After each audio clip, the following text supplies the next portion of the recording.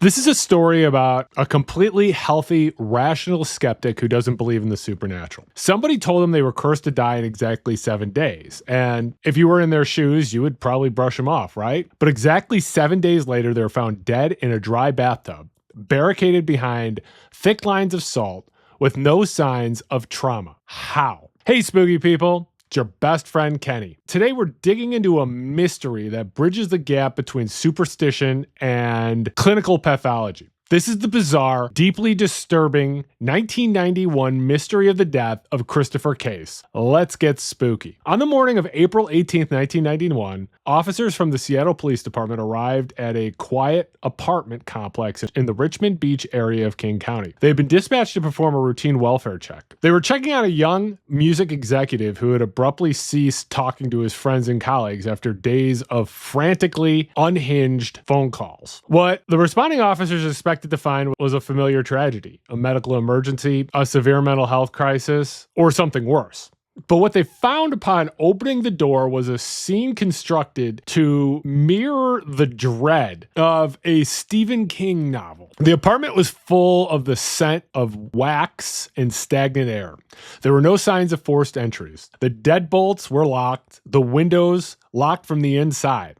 But the atmosphere within this small living space was tense, a physical manifestation of a psychological siege. And along the base of every wall were thick lines of poured white salt. The salt tracks continued across every doorway and threshold, forming barriers meant to repel an unseen intruder. Scattered throughout the living space were dozens of crucifixes, placed at strategic angles to cover the geometry of the rooms, alongside countless burned down white candles. The wax had pooled, hardened, and cascaded onto the furniture and floors, indicating the flames had been allowed to burn continuously until the wicks, ended. Discarded haphazardly among the religious items were various books detailing the methods of combating witchcraft and warding off demonic entities. The officers followed the trail of salt and wax down the short hallway into the bathroom. There, inside a dry porcelain bathtub, they found the person who lived in the apartment. 35-year-old Christopher Case was dead. He was fully clothed, kneeling in the empty tub. His posture was strange. His head was resting heavily against the cold tile wall. His body slumped in a position that resembled a final, desperate act of prayer. There were no defensive wounds on his hands. There were no marks of strangulation on his neck. There was no blood, no weapon, and no sign of a physical struggle. The investigators securing the scene found a young man who had barricaded himself against an invisible enemy only to drop dead from the crushing weight of his own panic. The official ruling from the King County Medical Examiner would call the cause of death acute heart failure. But his heart stopping was just the final failure in a longer series of events. How does a 35-year-old musical executive come to die in a dry bathtub surrounded by salt? Well, you got to go back to the timeline of exactly 7 days. This case begins with a fateful business trip, a spurned advance, and a spoken curse that hijacked a rational mind and drove it into a spiral of lethal paranoia. Before the salt lines, the protective wards, and the crucifixes, Christopher Case lived a normal life that was driven by curiosity and ambition. At 35 years old, he was in his physical and professional prime. He worked as a highly successful music executive in Seattle, a city that was, as I'm sure you realize, was the epicenter of music in the early 1990s. The Pacific Northwest music scene during this era was defined by the rise of grunge. And he had a highly analytic, pragmatic mind because he had to manage these erratic artists. And he had to understand the logistics of these complex contracts. These are not the typical traits of somebody who would go into a supernatural hysteria. Case was, by all accounts, exceptionally healthy. There were no documented medical histories of chronic heart conditions, no cardiovascular defects, and no debilitating mental illnesses. There was absolutely no prior inclination toward the occult, the supernatural, or the paranoid. He was a skeptic. His cognitive collapse defies standard psychiatry. Conditions like paranoid schizophrenia or severe delusion disorders don't manifest in this short period of a time, especially in the case of a 35-year-old without severe triggers. For Christopher Case, the trigger wasn't chemical or biological or drugs. It was conversational. In mid-April 1991, the demands of the music industry required Case to travel from Seattle to San Francisco for what was meant to be a routine business trip. San Francisco had a highly active counterculture, and it's the backdrop for the incident that would ultimately cost Case his life. While going through San Francisco, Case had a chance encounter with an enigmatic woman. The details of their initial meeting are somewhat obscure,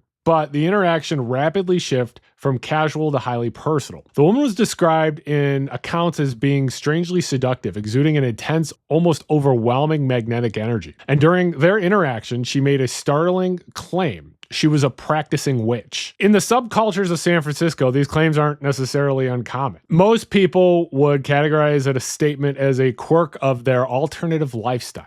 However, the dynamic escalated when the woman made a sexual advance towards Case. Case rejected her. He spurned the advance, and that really shifted the dynamic of the encounter to incredibly hostile. She was a woman scorned and enraged by the rejection, and the woman retaliated with psychological warfare. She leaned into her claim as a witch and delivered a specific threat. She informed Case because he had dared to reject her, she was placing a powerful curse upon him. Now, the supernatural forces that she could command would torment him without mercy, and he would be dead within 7 days. To a skeptic, this type of threat should have registered as a melodramatic parting shot of someone who's been rejected. Most rational people think of curses as just mean words. Case brushed the encounter off. He boarded his return flight to Seattle, seemingly leaving the woman and her occult theatrics behind in California. But a curse doesn't need actual magic to be effective. It only requires a person willing to incubate the idea. Once the seed of the 7-day countdown was planted in his head, his own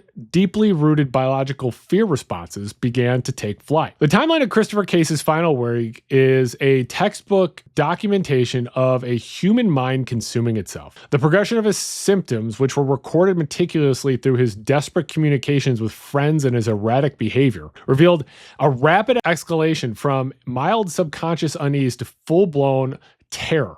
The degradation of his mental state can be tracked almost day by day, revealing the devastating psychological mechanics of the nocebo effect. Almost immediately after returning to the quiet solitude of his apartment, the skepticism that had previously shielded Case began to fracture under the weight of his anxiety. The torment by the spurned woman commenced as the sun went down, manifesting through severe, violent sleep disturbances. As soon as Case closed his eyes and allowed his brain to shift into the early stages of the sleep cycle, he was violently jolted awake by vivid, horrifying nightmares. Disturbingly, Case began to experience classic terrifying hallmarks of a phenomenon known as sleep paralysis, intricately intertwined with hypnagogic hallucinations. Case described these experiences as the horrifying sensation of invisible hands actively grabbing at his limbs in the dark.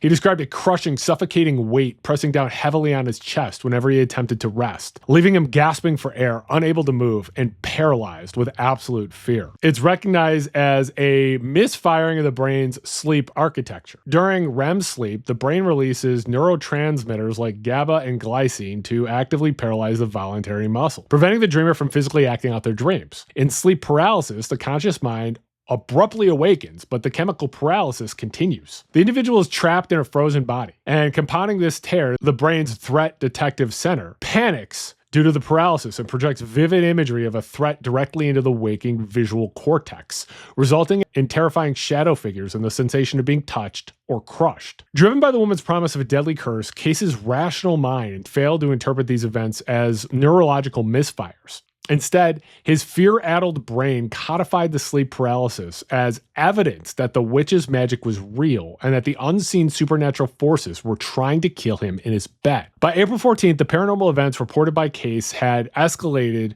to where he could no longer keep them contained within his own mind. Sleep deprivation began to act as a massive psychological multiplier for his terror. When the brain is deprived of restorative sleep for extended periods, it begins to rapidly lose its grip on reality. Microsleeps occur involuntarily, causing waking hallucinations.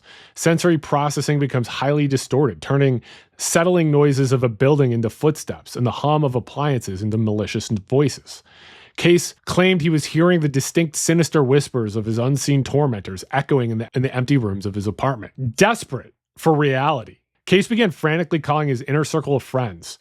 He reached out repeatedly to his close friend, Sammy Soder, conveying a story that sounded unhinged to anyone who knew him. He talked about the bizarre encounter in San Francisco, the spurned woman, the precise 7-day deadline of the curse, and the horrifying physical sensations of the invisible hands and the crushing weights. Soder was deeply concerned by the manic terror in Case's voice.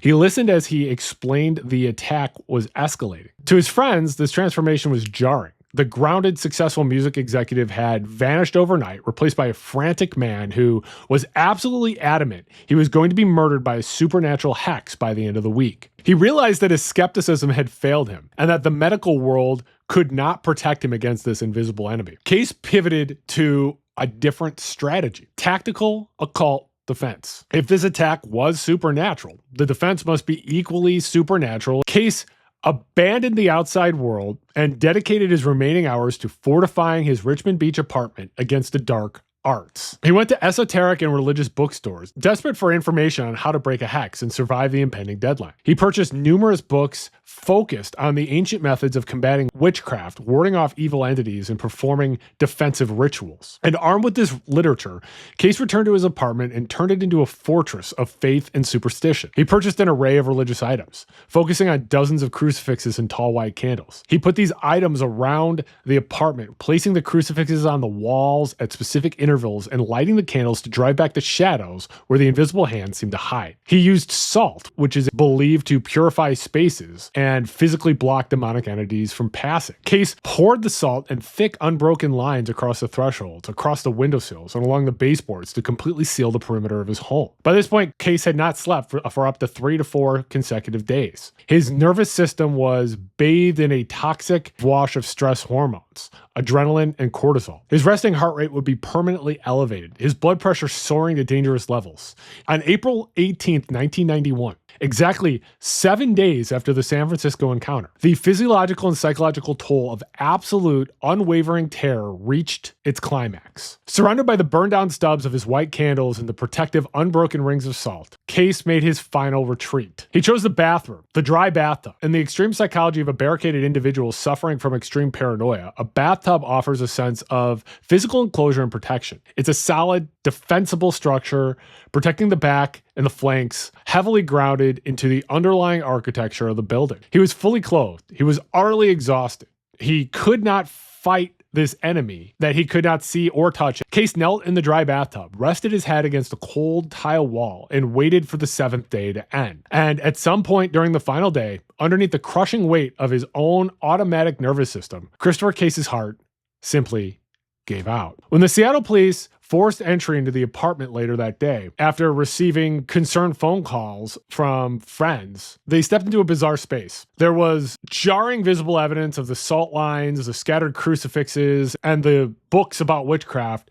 strewn about. But the initial police response strictly required standard homicide protocols to rule out foul play or any external influence. The windows were locked securely, the front door had been deadbolted from the inside, and the thick salt lines poured across the doorways were undisturbed, showing that there was no physical entity, human or otherwise, that had walked through them. There was no evidence of an intruder, no sign of a physical struggle, and no overturned furniture or no evidence of theft. His body was an unsettling mystery. When investigators examined Case kneeling in the bathtub, they found a fully clothed adult man with zero evidence of external trauma. There were no defensive wounds on his forearms, no bruises on his torso, no lacerations. The bizarre circumstances of his death quickly leaked to the press, generating sensational headlines across the Pacific Northwest. On April 22nd, 1991, investigative journalists Louis T. Corselletti and Eric Nalder published a gripping article in the Seattle Times titled "Occult Clues Baffle Police Probing Weird Death Scene. Victim Reportedly Terrified by Spurned Woman's Curse." The public was captivated by the gothic horror of the narrative. To figure out the exact way he died, a comprehensive forensic autopsy was performed. A full toxicology panel was run. The screen was clean. There was no lethal dose of narcotics, no heavy metal poisoning, no carbon monoxide, and no toxicological explanation for the sudden death. When the medical examiner analyzed the cardiovascular system, there were no massive blood clots blocking the arteries, no aneurysms in the brain, and no congenital defects that would typically explain a sudden cardiac event in an athletic 35-year-old. Yet the final ruling handed down by the medical examiner was the cause of death was heart failure. The conclusion officially closed the door on the possibility of a homicide investigation, but the ruling was strange. The heart stopped, but the autopsy could not answer. Why did the healthy heart of a 35-year-old man suddenly lose its ability to pump blood? There are no blockages, no traumatic injury, and no poison. Investigators had to look beyond the autopsy table and look into the biochemical warfare that occurs when the human brain firmly believes it is about to die. The highly publicized death of Christopher Case is frequently cited in modern medical and psychological literature as a prime example of a physiological phenomenon known as voodoo death or psychogenic death. The concept was first introduced to Western clinical medicine in 1942 by Walter Bradford Cannon, the eminent Harvard physiologist who famously coined the term fight or flight. Cannon analyzed numerous documented cases from indigenous cultures along the globe, including tribes in Australia, South America, and Africa, where perfectly healthy individuals suddenly deteriorated and died within a matter of days upon discovering that they had been cursed by a tribal shaman or accidentally broken a strict sacred societal taboo. Cannon theorized that these deaths weren't mystical or magical in nature, but the result of catastrophic, self-sustaining physiological response to an absolute, unwavering belief. The nocebo effect is the sinister, destructive twin of the much more famous placebo effect. While the placebo effect demonstrates that a patient's belief in a cure can trigger the brain to release endorphins and heal the body, the nocebo effect dictates the exact opposite. An unshakable belief in impending doom can trigger the body to actively destroy itself. If the brain is convinced that death is inevitable, it signals the automatic nervous system to prepare for the ultimate physical threat. When Christopher Case realized the 7 days were up, kneeling in the isolation of his bathtub, his nervous system was likely locked in a state of maximum terminal overdrive. Extreme fear causes the adrenal glands to dump massive continuous waves of adrenaline directly into the bloodstream. In short, controlled bursts, adrenaline is a brilliant survival mechanism. It increases the heart rate, it dilates the bronchioles for an increased oxygen intake, but in continuous massive doses over the course of several days, adrenaline is highly toxic to the muscle tissue of the heart. Case literally scared himself to death. While psychogenic death provides the overarching explanation, modern cardiology offers two specific theories for the exact failure of Christopher Case's heart inside the bathtub. Takotsubo cardiomyopathy was discovered and named by Japanese cardiovascular researchers in 1990. It's a severe cardiac condition where extreme emotional or physical stress causes rapid, severe heart muscle weakness. It has been termed broken heart syndrome. Under the influence of a massive sudden adrenaline surge, the bottom section of the heart's left ventricle suddenly balloons outward, paralyzing the muscle tissue and drastically reducing the heart's ability to pump blood to the rest of the body. The unique, swollen shape of the balloon ventricle resembles a takotsubo, a traditional Japanese ceramic pot with a wide bottom and a narrow neck used by fishermen to trap octopi. The clinical physical presentation of takotsubo is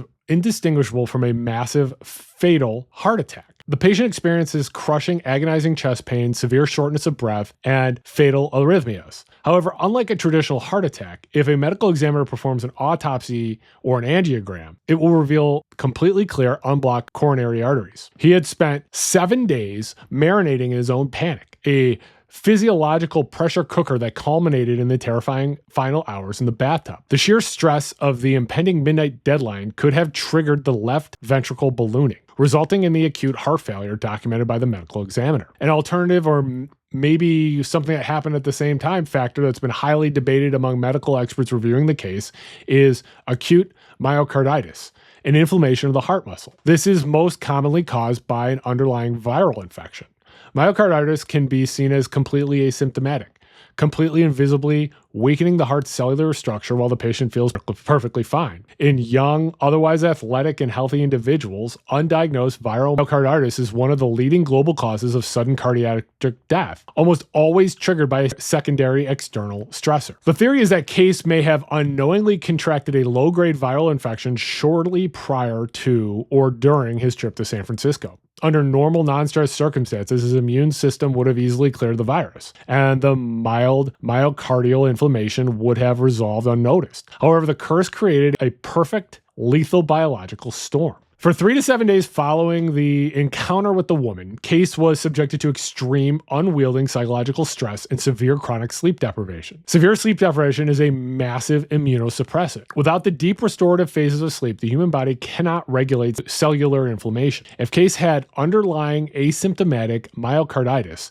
the massive influx of stress hormones combined with the total collapse of his immune system would have fatally exacerbated the inflammation. A heart already weakened by viral myocarditis, suddenly subjected to an extreme adrenaline surge of a psychogenic panic attack, would have a drastically lowered threshold for fatal arrhythmias. The absolute unshakable belief in the curse created the exact physiological environment that allowed a silent, minor heart condition to turn fatal. The 1991 death of Christopher Case remains one of the most uniquely disturbing cases in forensic medical history. It bridges the gap between the archaic, superstitious terror of the occult and the cold, clinical realities of cardiovascular medical science. When the Seattle police finally cleared the apartment, sweeping away the thick lines of salt and disposing of the burned down white candles, they were dismantling a modern monument to the fatal power of human belief. The physical evidence that was left behind painted a picture of a brilliant, rational mind hijacked by a pathogenic idea. The woman he met in San Francisco did not have supernatural powers. She did not summon an invisible demonic entity to strangle Case in his sleep, nor did she magically reach her hands from California to Washington and physically stop his heart. Instead, she used a darker, distinctly human weapon. She successfully installed a psychological virus into a highly rational machine. By issuing a precise 7-day timeline, she created an artificial, inescapable countdown. Christopher Case's subsequent devastating reactions, the sleep deprivation, the hallucinations, the crushing and paralyzing weight pressing down on his chest, were well documented. Biological responses to severe anxiety. But because his former rational mind was frantically looking for evidence to validate the threat of the curse, he interpreted these biological misfires as proof of a supernatural attack. This created a fatal closed-loop feedback system. The psychological fear generated more adrenaline, which generated more severe sleep paralysis, which in turn